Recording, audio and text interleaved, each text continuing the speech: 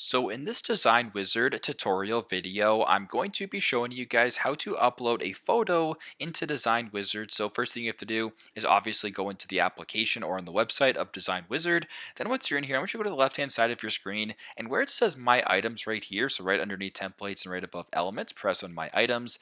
Now for me, I have nothing added, but if you want to upload, a photo or for whatever reason, you can go ahead and press on Upload Your Assets right here. Then you can either select, drag and drop assets to upload. So you can drag a file or an image, I guess, to your from your computer or from whatever into this, and it'll upload it right here. So pretty straightforward. But that's how you guys can upload a photo into Design Wizard. Thanks again for watching, and I hope this video helps.